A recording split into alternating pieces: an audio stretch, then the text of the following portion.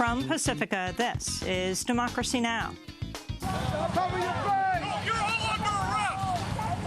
You're all under arrest! Hey! Back off! When you're out there, you are in a very rural place. I mean, North Dakota is a very rural state, and there's very limited cell service. There's very limited connection and connectivity to the outside world.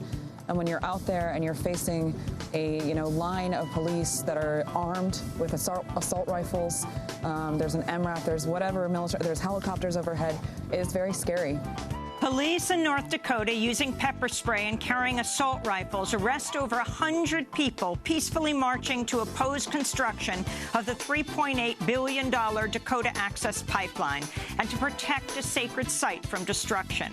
We'll go to the standoff at Standing Rock for an update and speak with media activists arrested Saturday, Sachin Sesham and Tara Hoska of Honor the Earth. Then, are North Dakota authorities waging a war against the public's right to know about the ongoing standoff and the pipeline protests? Right now, you're going to be placed under arrest for protest, right? Because I have 40,000 people watching. So everybody knows we were going to our vehicle, which they had all surrounded and waiting for me with giant guns and a giant truck behind them, just so they could arrest me so they knew this would happen. I hope you're watching mainstream media. That's actor Shailene Woodley. We'll speak to her about her arrest and strip searching for protesting the North Dakota Access Pipeline. And we'll go to Dea Schlossberg, the award-winning documentary filmmaker and producer who was arrested on October 11th while reporting on a climate change protest in Walhalla, North Dakota. She's charged with 3 felonies and faces 45 years in jail. We'll also talk to our colleague, filmmaker Josh Fox. His latest piece, The Arrest of Journalists and Filmmakers Covering the Dakota Pipeline as a Threat to Democracy and the Planet. And Tom Hayden has died at the age of 76. He spent decades shaping movements against war and for social justice. What happened at the end of the Vietnam War is that people walked away.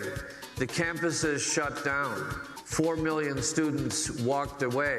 The military was described by Marine colonels in military histories as being on the verge of collapse. They walked away. The counterculture walked away. We all walked away. That and more coming up. Welcome to Democracy Now!, democracynow.org, the War and Peace Report. I'm Amy Goodman.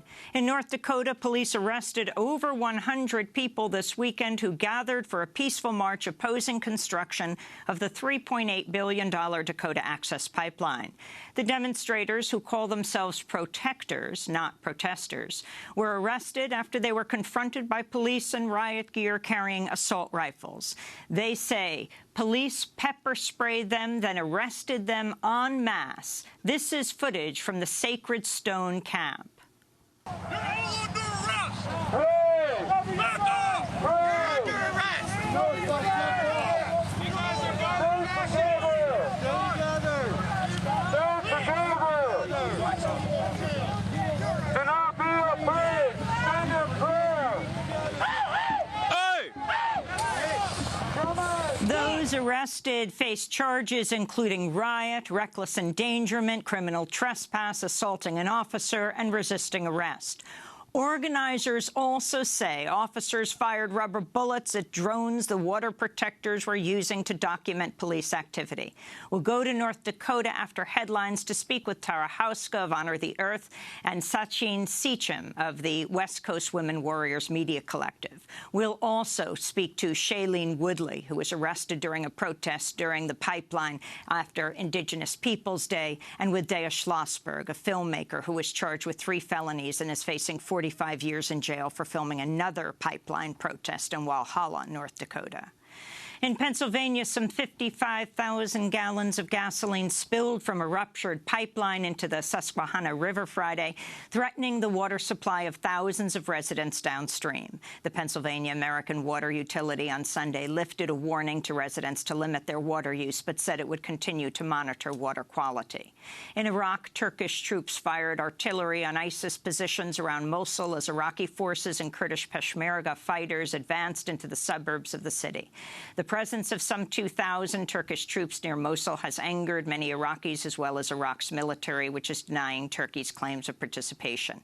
The fighting came as U.S. Defense Secretary Ash Carter traveled to Iraq, where he promised stepped-up air support for the fight. Meanwhile, the United Nations Children's Fund is warning that as many as 1.5 million people may be affected by the fight to recapture Mosul, half of them children. And humanitarian workers say some 200,000 people may need shelter during this offensive. A U.S. federal court has ruled that no one, not even the President of the United States, has the power to declare torture legal. Friday's unanimous ruling by a panel of judges on the Fourth Circuit Court of Appeals reinstates a lawsuit against the military contractor CACI, or CACI. The suit charges it directed and participated in torture at the Abu Ghraib prison in Iraq in 2004, where it was hired by the U.S. to provide interrogation services. 4 Iraqi men say they were subjected to extreme temperatures, electric shocks, broken bones, death threats, and sexual abuse. The California National Guard's attempting to claw back re-enlistment bonuses paid out to nearly 10,000 soldiers at the height of the Iraq and Afghanistan wars. The Los Angeles Times reports the bonuses were worth at least $15,000 per soldier, with many receiving thousands more in student loan repayments. The Pentagon says an audit showed the soldiers received the bonuses, although they should have been deemed ineligible. Those refusing to repay the bonuses face interest charges, wage garnishments, and tax liens. Many of the veterans affected suffered combat injuries. In Syria, heavy fighting has resumed in Aleppo after a 3-day ceasefire ended with the United Nations saying it was unable to evacuate any of the besieged city's sick and wounded. Russia and Syria announced the humanitarian pause last week, but UN Humanitarian Affairs spokesman Jens Larke said aid workers were unable to reach those in need. Medical evacuations of sick and injured people could unfortunately not begin this morning in East Aleppo as planned, because the necessary conditions were not in place to ensure safe, secure and voluntary evacuation of sick and critically wounded people and their families. Russian and Syrian officials said rebels prevented civilians from leaving Aleppo during the break in fighting, accusing them of taking human shields. In France, hundreds of police officers have begun clearing the refugee camp in Calais, known as the Jungle, ahead of its planned demolition. The first of nearly 7,000 camp residents boarded buses Monday morning bound for refugee centers elsewhere in France. The camp has been home to refugees from Iraq, Afghanistan, Syria, Sudan, Somalia, and other war-torn regions who are seeking to reach England by crossing through the Channel Tunnel. Overnight on Sunday, some residents and their supporters protested, setting fire to portable toilets. Police responded with volleys of tear gas canisters. Activist François Gianoc said many fear they'll be deported to another European country or sent home. Maybe about half, maybe a bit less, will leave of their own accord. For the rest, they'll leave in the buses if they are compelled to. Over 2,000 people have left in the last few weeks, and this weekend there are lots of people leaving for Paris elsewhere. British authorities said they were working to resettle some of the camp's 1,300 unaccompanied children, but many advocates for the refugees fear minors are being swept up on buses and shipped elsewhere in France. In media news, AT&T has agreed to purchase Time Warner for $85 billion. If approved by federal antitrust regulators, the merger would give AT&T control over Warner Brothers film and television studios, along with CNN, TNT, HBO, and other brands. Critics warn of further limits to competition and higher prices for customers. The merger could also allow AT&T to give preferential treatment to streaming video from Time Warner's companies, which would violate the principles of net neutrality. On the campaign trail, a spokesperson for Hillary Clinton said the proposed merger raises questions and concerns. Donald Trump's campaign took a harder line, saying in a statement, quote, Donald Trump will break up the new media conglomerate oligopolies that have gained enormous control over our information, unquote. In election news, Donald Trump arrived in Florida Sunday for a 3-day trip. Trump likely needs to win Florida's 29 electoral college votes in order to have any hope of winning the White House. At a rally in Naples, Trump blasted polls showing he's doing poorly among women voters. I really think those polls are very inaccurate when it comes to women. I think we're doing better with women than with men, frankly. So we're setting records with men, but I want to set records with women, to me. And I hate to tell the men this, but if I could swap, I'd swap you out so fast. You have... Trump's comments came after another woman came forward Saturday accusing Trump of inappropriate sexual behavior. Adult film star Jessica Drake says Trump grabbed her in a hug and kissed her without permission and later offered her $10,000 in use of his private jet if she would join Trump for dinner in his suite. Drake is the 11th woman to accuse Trump of unwanted sexual advances since an Access Hollywood tape surfaced showing Trump boasting of sexually assaulting women. Meanwhile, a new Reuters poll shows that half of Republican voters would reject the results of the presidential election if Hillary Clinton wins. The poll came after the final presidential debate, where Donald Trump refused to say if he'll accept the election results. WikiLeaks continues to release emails from the account of John Podesta, the chair of Hillary Clinton's presidential campaign. One set of emails reveals Hillary Clinton secured a $12 million donation to the Clinton Global Initiative in 2015 from the King of Morocco on the condition that she speak at an event in Marrakesh. Bill and Chelsea Clinton ultimately spoke in Hillary Clinton's place. The donation came as Clinton prepared to announce her candidacy. On Sunday, Clinton was asked whether the donation amounted to a pay-to-play scheme. Nothing to say about WikiLeaks other than I think we should all be concerned about what the Russians are trying to do to our election and using WikiLeaks very blatantly to try to influence the outcome of the election. Major websites across the internet were unable to millions of users on Friday as a massive cyber attack shut down such popular destinations as PayPal, Netflix, Twitter, Reddit, and Spotify. The attack employed thousands of web cameras, DVRs, and other Internet-enabled household devices which were infected by malware. Internet security experts have long warned that devices on the so-called Internet of Things are poorly protected and pose a major security risk. In Venezuela, supporters of President Nicolás Maduro briefly stormed the National Assembly Sunday, interrupting opposition lawmakers pushing for Maduro's removal from office. About 100 pro-government activists pushed their way past security guards and onto the floor, halting an emergency session of Parliament for about 45 minutes. Opponents of President Maduro and his Socialist Party were left furious on Thursday when courts blocked a national referendum on removing Maduro. Lawmakers passed a largely symbolic resolution calling for the international community to help restore democracy by any means necessary. Each side accused the other of fomenting a coup. This is Venezuelan ruling party deputy Hector Rodriguez.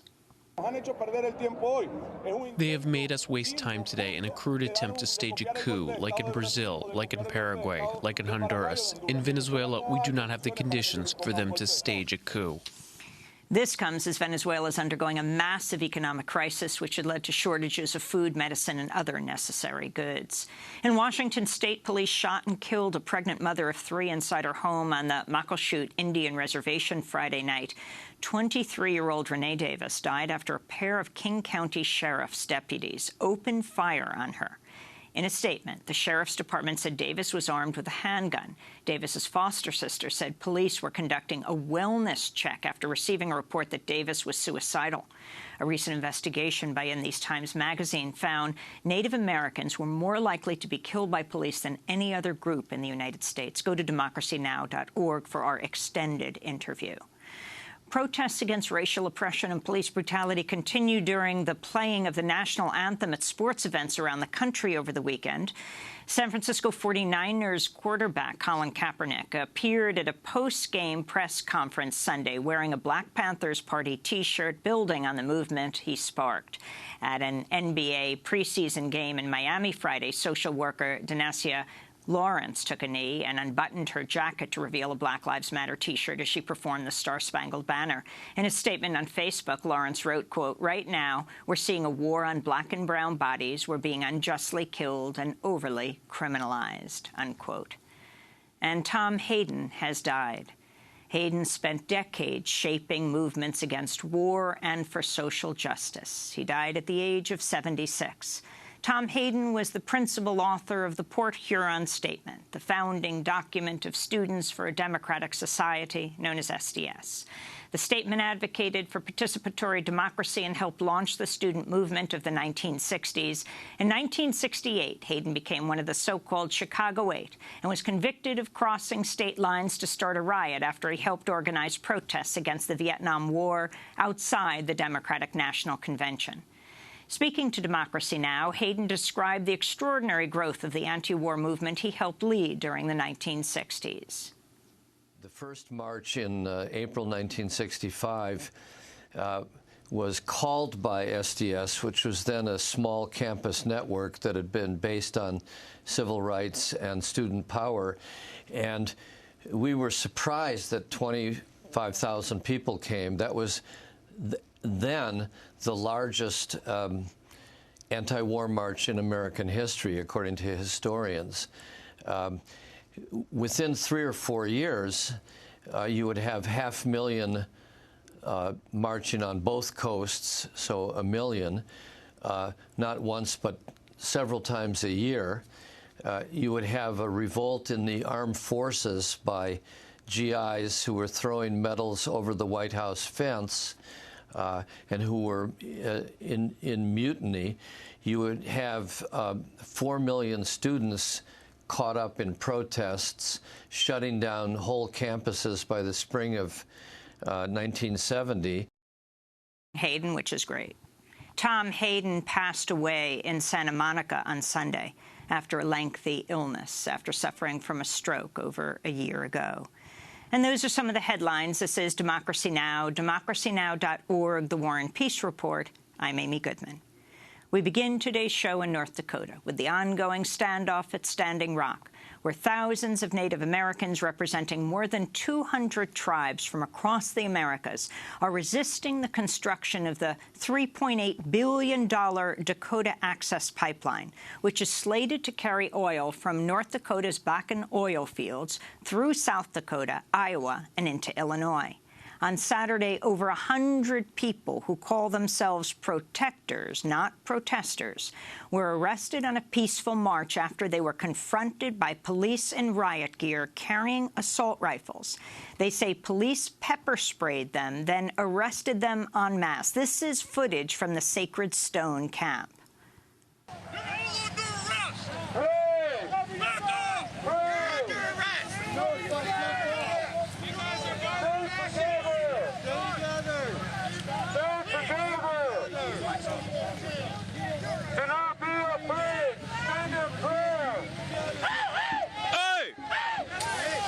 Organizers also say police discharged rubber bullets to shoot down drones the water protectors were using to document the police activity.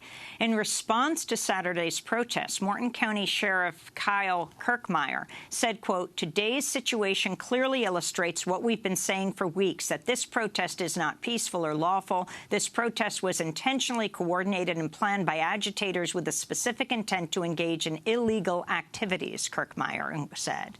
Those arrested face charges including riot, reckless endangerment, criminal trespass, assaulting an officer, and resisting arrest. On Sunday, hundreds of water protectors erected a new frontline camp of several structures and teepees directly on the proposed path of the Dakota Access Pipeline.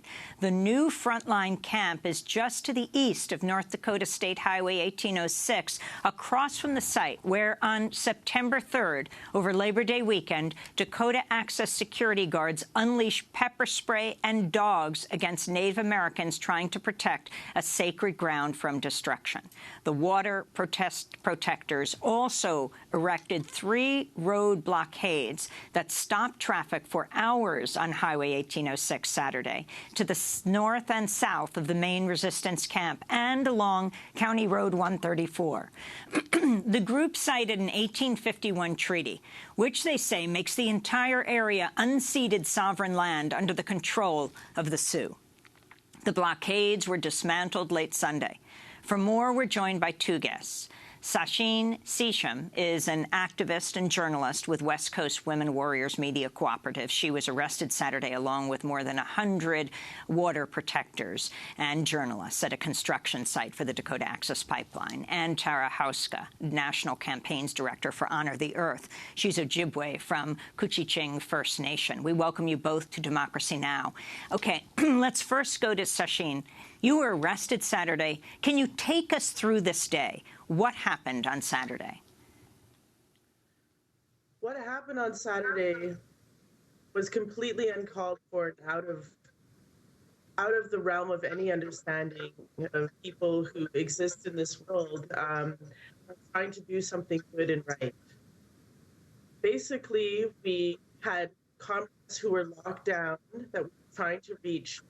We were trying to stop the construction of the DAPL pipeline that day.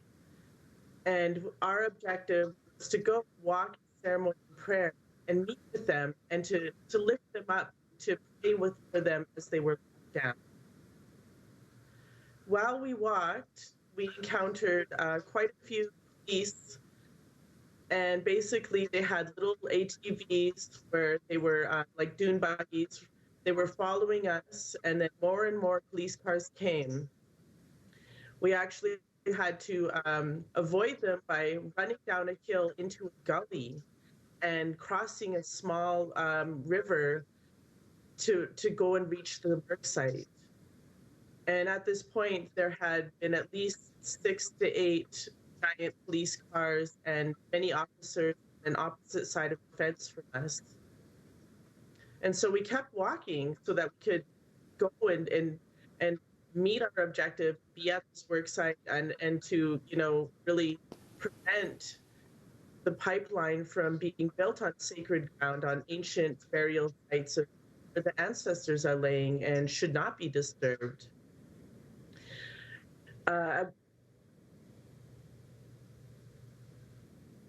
Sachin? At this point, there had been about maybe roughly 200 of us, and we're walking through the field with banners, singing. There was a lot of ceremony and prayer songs. There was a lot of smudging going on with people with sweetgrass and sage and tobacco. And this police vehicle rolled up beside us and basically said, "You're all trespassing, you're all under arrest." So we kept going because at this point we knew it's too important what we're doing. We can't be intimidated or fearful. Regardless of what they do to us, we must continue and do what we're going to do to protect the sacred water, protect the sacred grounds. So we kept walking. They kept massing more people of their cops and riot gear. They had their lethal assault weapons holding them. And, the rubber bullets, but as we know, rubber bullets can also be fatal. They had their batons out and were openly carrying around cans of mace in a threatening manner. And they eventually, as we walked, cut open the fence to come at us. And they started yelling and running towards us and yelling and inducing fear in people. And we were trying to create a sense of organization where we were asking people, please stay calm, everybody group together. And at this point, they just started being snatch happy. They were just grabbing people out of pocket, just, throwing them off to the side. They threw the young woman who was trying to protect a child in the march. They smacked her in the wrist with their baton and, broke it. That's how forceful they were. Sachin, how were you arrested? I was arrested. Basically, the cops tried to tell us to go, and I was arrested because we were walking away. So we said, okay, we're going to leave. You've asked us to leave. You told us we're trespassing. And so we all started walking away. And as we walked, the police came through to the front, and then they surrounded us at the back and created a circle. They kettled us in. And we were arrested for engaging in a riot and criminal trespass. How many people do you believe have been arrested so far? We see the estimates between 87 around there that the sheriff's office is saying to upwards of, CNN is reporting 127, the camp's reporting 140. I'm going to go with the camp's estimate. While I was being processed, we were all in the garage. They had no idea what to do with us. They were completely disorganized. The sheriff's office had us all penned up in the garage for roughly 2 hours, and there was upwards of more than 100 people down there. What were you charged with? I was charged with criminal trespass and engaging in a riot at DAP Worksite 127. Were you ever brought to the Mandan jail? Yes. Yes, I was. And were you strip searched? Yes, I was made to disrobe. At this point, they were very disorganized, and I wasn't treated basically the way other women were. I wasn't forced to squat or cough. They just basically made me disrobe and then put my clothes back on. But, you know, at that point, there was a lot of other women who shared their stories with me that they were strip searched, they were forced to squat, they were forced to cough and be treated in that manner. And how long were you held? I got to the jail, I would say roughly around maybe 2 in the afternoon, and I was released at 7 a.m. yesterday morning. Well, Sachin Seacham, I want to thank you for being with us. Sachin is a member of the West Coast Women Warriors Media Cooperative. She was arrested Saturday, along with scores of other people, both protesters, or as they call themselves, protectors, as well as journalists at the construction site for the Dakota Access Pipeline in North Dakota. When we come back, we'll speak to Tara Hauska about the overall plan. We called Dakota Access Pipeline, but weren't able to get them on. The plan right now is the pipeline accelerating construction. And then we'll speak with Shailene Woodley. Shailene Woodley, the actress who went to the Dakota Access Pipeline protests. She was arrested. She was strip searched like so many others. Stay with us. There's gotta be some hope. There's gotta be some hope. There's gotta be some way for you to send your dogs away and to leave the land alone.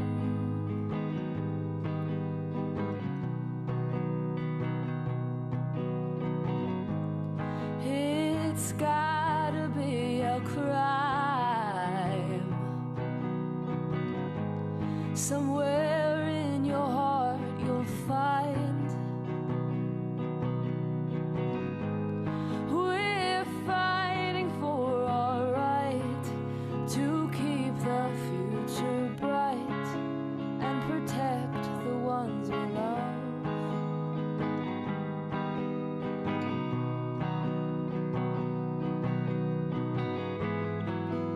In the River, a protest song by Rhea Zaragoza, here on Democracy Now!, democracynow.org, The War and Peace Report. I'm Amy Goodman. We continue our coverage of the standoff at Standing Rock with Tara Hauska, National Campaigns Director for Honor the Earth, Ojibwe, Couchiching First Nation. She has been in North Dakota for quite some time now. It seems this weekend an acceleration of the building of the Dakota Access Pipeline, as well of the protests of the water protectors and also of journalists, where numbers range from 87 to 140 people arrested this weekend. Tara, what do you know is happening, the numbers, but also, is the Dakota Access Pipeline, and we'd like to put this question to them, but we weren't able to get them on the show, is it accelerating the construction right now? Are they trying to race towards a deadline to get this pipeline built? As soon as the court lifted the 20-mile, so-called buffer zone on either side of Lake Oahe or the Missouri River, it was full steam ahead. They've been doing everything they can, constructing on weekends, constructing long hours, with massive crews to get this pipeline into the ground. Probably, as another tactic too, to pressure this final The Army Corps permits that are under the water crossings are all under review right now. So I'm sure they're looking to get as much of the pipeline in the ground as they possibly can up to the Army Corps crossings as another pressure point. Now, what happened exactly this weekend? Why this acceleration also of the arrests? I think, the sheriff is telling the story of, these escalated behaviors and, agitators. I found it very interesting that the Morton County press, their press contact actually stated instead that, although the protesters peacefully dispersed, what they were doing was still illegal. So the sheriff's office is attempting to characterize it both as a riot, as people praying as a riot, and increasing numbers of arrests, while at the same time acknowledging that people are indeed peacefully dispersing when asked to leave. So it's kind of like two conflicting stories here, and I think they're looking to scare folks off, to get this pipeline into the ground, to do anything it takes to get the pipeline into the ground, including massive arrests and, open violations of, using mace on people for absolutely no reason. Some of the videos show that there was no way that the officer was in any threat of harm, actually grabbing protesters and macing them. I was on a North Dakota radio program right after Sheriff Kirkmeyer, and he was very clear. He said 5 people or more than 5 people is a riot. Can you respond to this? Because it seems that the charges have escalated. In the beginning, it was disorderly conduct, then criminal trespass, and now it's riot. I think they're looking to, like I said, I think they're looking to scare folks off. They're also looking to drain resources. There's a legal fund that has been collected off of people's goodwill donations to support the direct actions against Dakota Access to stop the construction. And now with these escalated charges, they can increase the amount of bail for each individual arrested. Claiming that people praying and drumming is somehow a riot is ludicrous. I'm interested to see how a prosecutor could even bring that and prove that in a court of law. I know that one of the lockdowns that happened in the last week, there was only 4 people there. That doesn't even meet the statutory requirement of their so-called riot, yet they still were all charged with inciting a riot. 4 people doesn't seem like a riot to me, nor does a group of Native Americans peacefully praying and smudging one another. I wanted to ask about the letter that Honor the Earth, the Indigenous Environmental Network, and others sent to the Army Corps of Engineers on October 10th. What does this letter say? It goes through, the various violations and issues that are present within the permitting process. In particular, it's very, very important that people know that on September 3rd, which was the day of these dog attacks, folks were out there protecting sacred sites that had been identified the day prior by the tribe.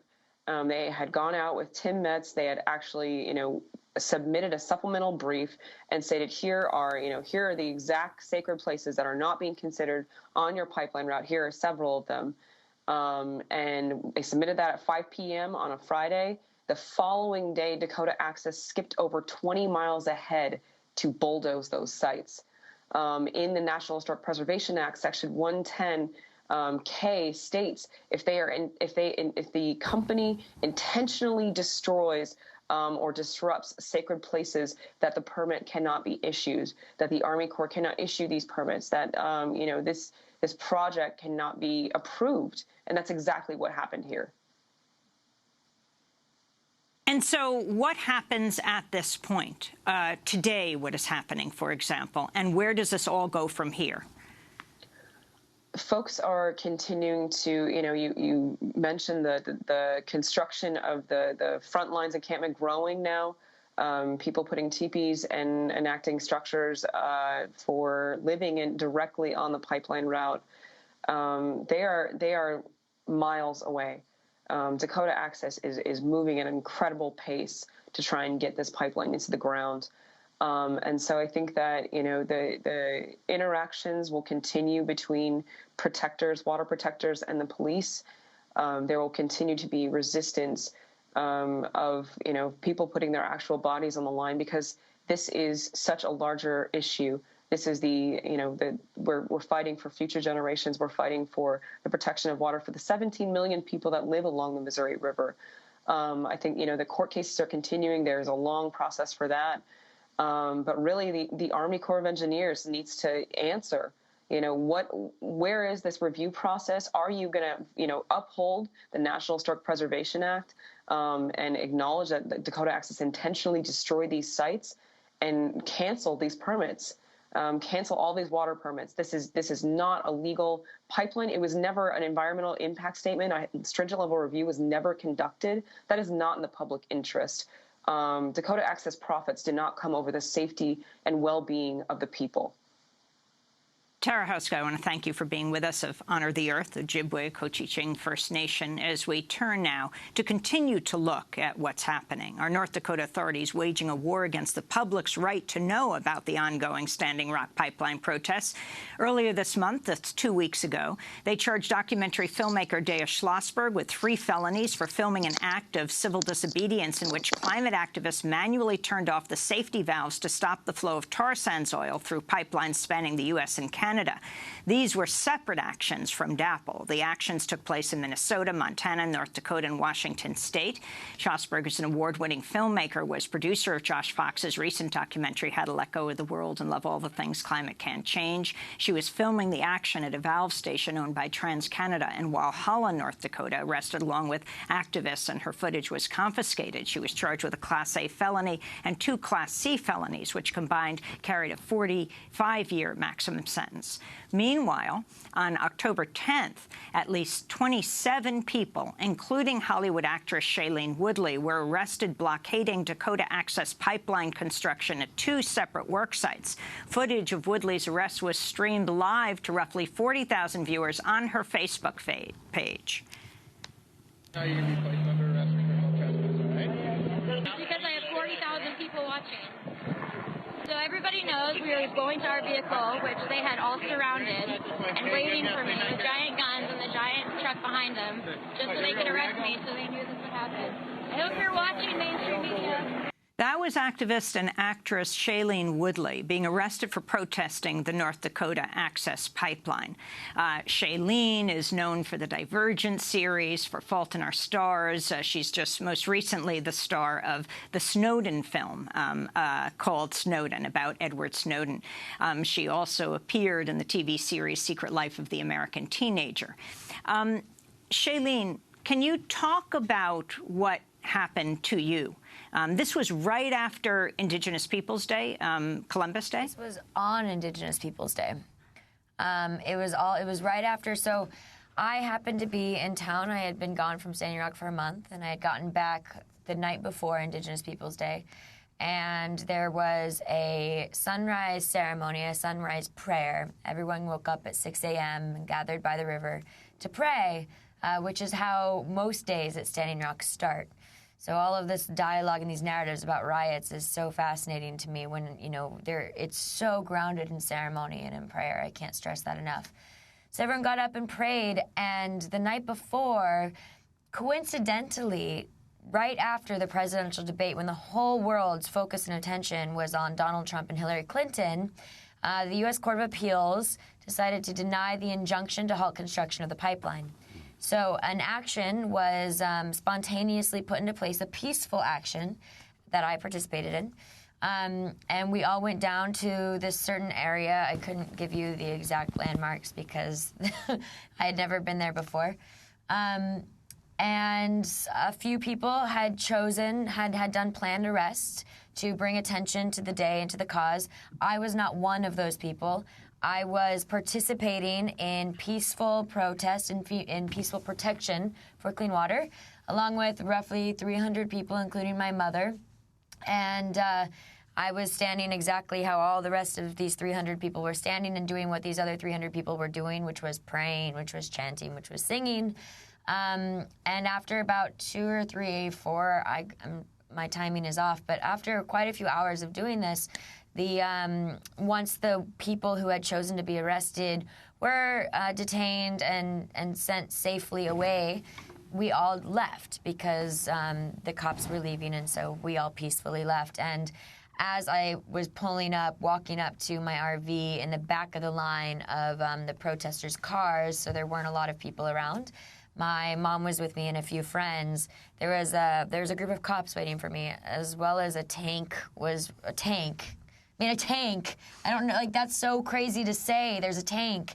A war tank, and then there was like a SWAT car tank, and they were waiting there, and they grabbed my arm and they asked if I was Shailene Woodley, and I said yes, and they told me to wait, and eventually they decided to come back and arrest me. So were you the only person outside of those who were willing to get arrested? I mean, there were several hundred others like you who were there in support but left when you were told to. You were the only one who was arrested? Yes. Did they say why? I mean, I was charged with criminally trespassing and with engaging in a riot. They didn't say why. I made a comment saying, is it because I'm Shailene Woodley, people maybe know who I am? I was, like you mentioned, I was Facebook live streaming while I was getting arrested, but also before that I had been live streaming for 2+ hours and had over 40,000 people at that time of my time of arrest watching.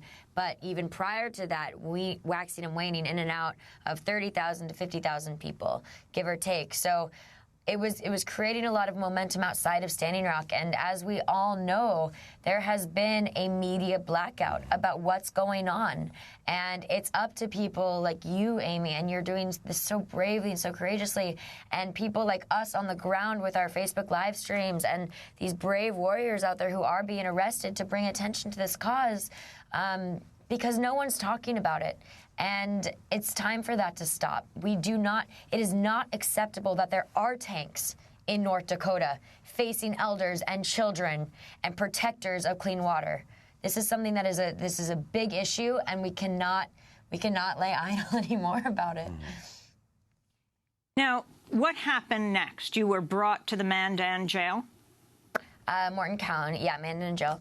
And then we were strip searched, and you were charged with these low-level misdemeanors, and you were strip searched? Yeah, we were asked to. We had to get undressed in front of someone. You were by yourself? And by ourselves. With the guard? Yeah, watching, and prove that we had nothing on or in our bodies. And then from there, we were told to put on an orange jumpsuit also while being watched, and then sat in a holding chamber with a group of other women. So I have to say, I was the first person who got released that day on bail. My mom happened to be there, and I think it freaked her out a lot. But there were a lot of women who I got to know in that chamber who had to stay overnight. And spent a lot more time in jail than I did. And I think it's really important, and I think it's beautiful that we talk about my arrest and we're talking about Dea's, but there are a lot of people out there who don't have the support that I have because of my name. And we all need to be supporting them just as much as we're paying attention to the issues that we're here to talk about, because those are our brothers and our sisters on the line who are sacrificing so much of their livelihood in order to stand in solidarity with this movement. You were not just, you didn't just go in on that day, on Indigenous Peoples Day, Shailene. You've been going back to North Dakota now for many, many months. Why is the Dakota Access Pipeline standoff so important to you? Why are you so concerned about this close to $4 billion pipeline being built? You know, there's a lot of reasons to be aware of this pipeline. One is climate change. As we all know, every single time we allow another pipeline to be built or another fracking well to be built, we are endorsing the fossil fuel industry and only prolonging the time that it's going to take to switch to renewable energy. But something that's really important about this movement in particular is the fact that it's not only happening outside and on the Standing Rock Sioux Reservation, but Indigenous people are at the forefront of this fight.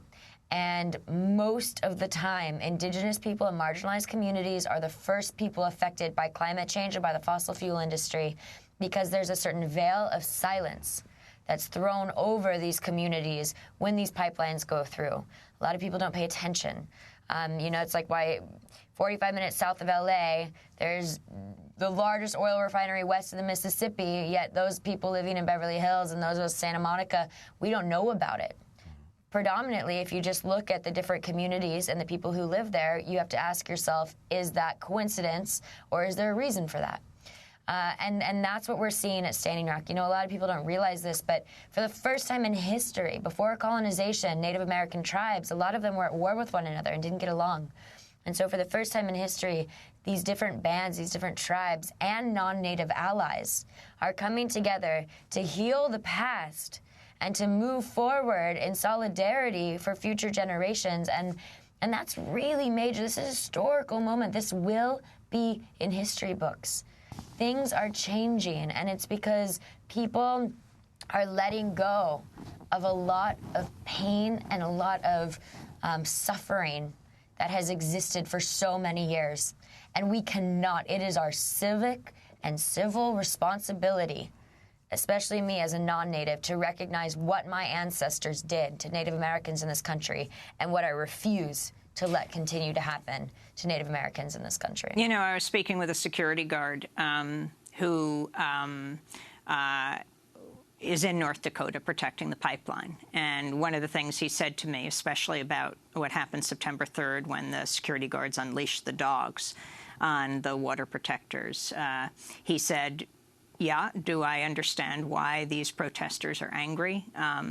He said, we have dogs bite them, and that's on top of killing them for 200 years. He said, I get it. I get it. Shailene Woodley, thanks so much for being with us. We're going to also talk about the people who are there documenting what's going on. Shailene was arrested on Columbus Day, on Indigenous Peoples Day, out protesting the pipeline. Though she was going to her car, she was done after the police said, you know, you have to leave the property. But we're joined right now in Los Angeles by Democracy Now! Video stream by Dea Schlossberg, the award-winning documentary filmmaker, producer who was arrested on October 11th in a different area of North Dakota while reporting on a climate change protest in Walhalla, North Dakota, charged with 3 felonies, facing 45 years in prison if convicted. Also with us, Josh Fox. His article in The Nation, The Arrest of Journalists and Filmmakers Covering the Dakota Pipeline as a Threat to Democracy and the Planet.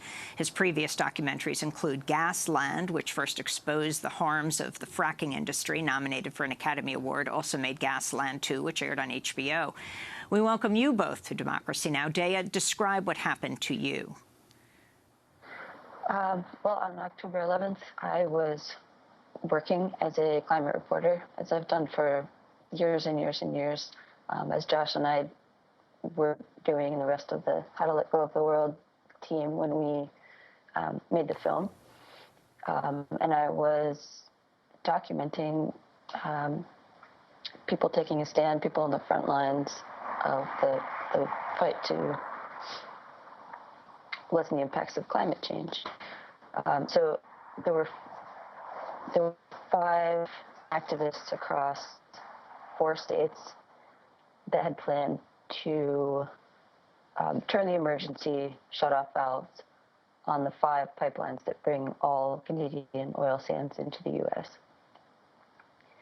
And I was documenting this occurrence at the North Dakota site outside of Walhalla, as you said. I was filming the action. I was on public land. I was on a public road. I at no point trespassed. I at no point, you know, broke in or destroyed any property. I had nothing to do with the planning of the event. I was there to document it. I think it's essential for journalists and filmmakers to go where the mainstream media is not. And there's a major hole in the coverage of climate change and people that are already dealing with the consequences of climate change and people that are fighting climate change.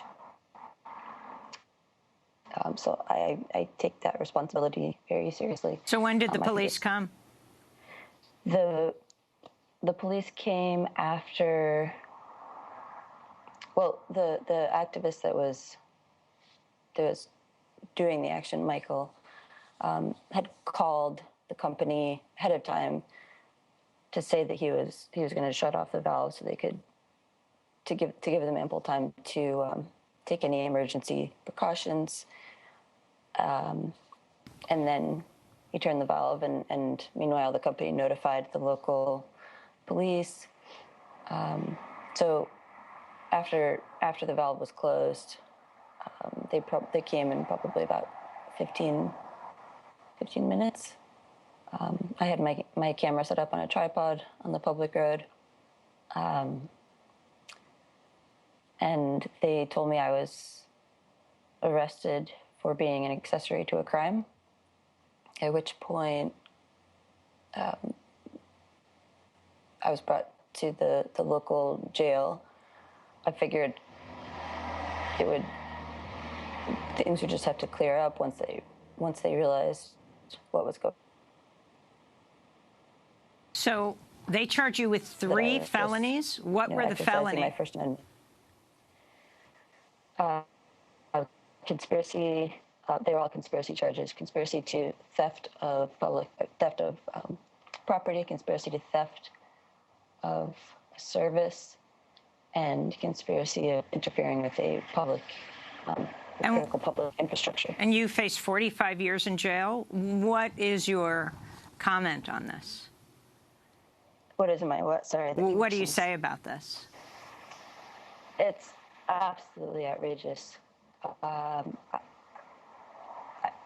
I mean, this is what I do for my living. This is what I've done for years and years. There's absolutely no grounds for these charges. I wanted to bring in your colleague, Josh Fox, who is the award-winning filmmaker, along with you, of How to Let Go of the World and Love All the Things Climate Can't Change. Also made Gasland and Gasland 2. Josh, you wrote a piece for The Nation. Talk about the charges against your colleague. The piece you wrote, The Arrest of Journalists and Filmmakers Covering the Dakota Pipeline as a Threat to Democracy and the Planet. Well, first of all, I have to say, Dea and I have been all over the world. She's an exceptional reporter. We were, working in the Amazon together, investigating an oil spill that was 12 kilometers into the jungle. I've seen her trek past, some of the most dangerous things in the world. In making this film, never did I ever think that the biggest threat to her life and her livelihood would be the United States government and our police force. What worries me the most is that we have 2 really disturbing patterns at work here. One is pipelines. We have pipelines being put in all across the United States of America. Of course, we stand with Standing Rock against the Dakota Access Pipeline. Dea working to report on activists that were doing an action against tar sands pipelines. We have pipelines crisscrossing this entire United States of America because we are in a new regime of fossil fuel development because of fracked oil and fracked gas. The Constitution Pipeline, the Ned Pipeline, the Sable Trail Pipeline, the Millennium Pipeline, the AIM Pipeline, the Algonquin Pipeline expansion. I could go on and on and on. There is a plan to build 300 new frack gas power plants in America, and that's going to require thousands upon thousands of miles of pipelines. These pipeline battles are going to escalate because no one wants those pipelines through their property. The second part of this is obviously a brutal repression of the media, which you, Amy Goodman, Shailene, right here next to me, and Dea have experienced firsthand. There have been other journalists arrested in North Dakota covering these pipeline actions. I would add, in addition, the 2 other reporters that were arrested alongside of Dea, one in Washington State, and our cameraman that I work with frequently, Steve Liptay, was just given charges in the mail in Minnesota. These people are not accessories to the crime. They are the media. This is a First Amendment constitutionally protected activity, and it is, it's part of what I worry about is that in the most brutally repressive regimes throughout history, one of the first things that those tyrannical despots do is throw the press in jail. It's to make sure that there is a lockdown on things that they don't want reported. And I think, Amy, it speaks volumes to the work that you've been doing for decades, that it's clear that the mainstream media will not report on Standing Rock, and they will not report on these pipeline battles. It is infuriating, and it is an abdication of duty to watch the Kardashians and other nonsense, which is called news, when we have revolts happening all across the United States of America, not just in Standing Rock, not just in North Dakota, but in New York State and in Florida and West Virginia and Seattle. And you know, there is a very active movement against fossil fuels because people don't want fossil fuels anymore, and therefore they have to suppress the reporting on it. It makes me terrified for the future of our profession. We need to be able to operate as documentarians. We need to be operated as independent media that are allowed to bring these stories to the public and is constitutionally protected, and we won't rest. You know, we would never have been able to make How to Let Go of the World and Love All the Things Climate Can't Change if this type of media repression was happening in other countries where we were reporting, in Africa, in China, in Peru, in Ecuador. This, I mean, you know, this cuts so hard so deep to the heart of what we need to do to not only inspire people with stories about climate activists, but also just to make them aware of all the dangers of this fossil fuel expansion. We have to bring in our second break. We'll be back. Josh Fox, Dea Schlossberg, Shailene Woodley, want to thank you for being with us. This is Democracy Now! We'll be back in 30 seconds. Sailing over to Vietnam, Southeast Asian Birmingham. Well, training is the word we use, nice word to have in case we lose. Training 1 million Vietnamese to fight for the wrong government and the American way. Well, they put me in a barracks house just across the way from Laos. They said you're Vietnam by Phil Oakes, as we end today on the death of Tom Hayden, who died at the age of 76. He suffered a stroke last year. Tom Hayden spent decades shaping movements against war and for social justice. He was principal author of the Port Huron Statement, founding document for Students for a Democratic Society, SDS. Statement advocating for participatory democracy helped launch the student movement of the 60s. In 68, Hayden became one of the so-called Chicago Eight, was convicted of crossing state lines to start a riot when he helped organize protests against the Vietnam War outside the Democratic Convention. We're going to turn to a clip of Tom Hayden now. So we can never forget that, of course, it was the Vietnamese resistance and their sacrifice that led to our awakening, along with the civil rights movement at home. It began with handfuls of young people, black students who led freedom rides, sit-ins. The Student Nonviolent Coordinating Committee was the first to resist the war. Julian Bond, who's sitting here, was rejected after being elected to the Georgia legislature.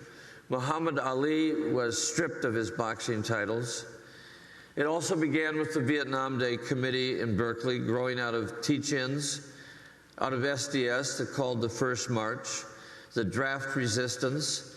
There had never been a peace movement like the one in 1965 that arose out of the civil rights movement and came just weeks after Selma. At least 29 would die at the hands of police while demonstrating for peace. And I'd like here to introduce Luis Rodriguez and Rosalía Munoz and Jorge Mariscal from the Chicano Moratorium, where 4 died, including Gustav Montes, Lynn Ward, Jose Diaz, and Ruben Salazar. Ruben Salazar was an early Juan Gonzalez. Ruben Salazar was a great reporter for the Los Angeles Times who served as a journalist in Vietnam before he started critical reporting on the streets of Los Angeles. And he was shot by the sheriff's deputies. That is Tom Hayden remembering the people who came before him. And we will remember Tom Hayden tomorrow on Democracy Now!, who's died at the age of 76. To see his speeches and interviews, go to democracynow.org. I'm Amy Goodman. Thanks so much for joining us.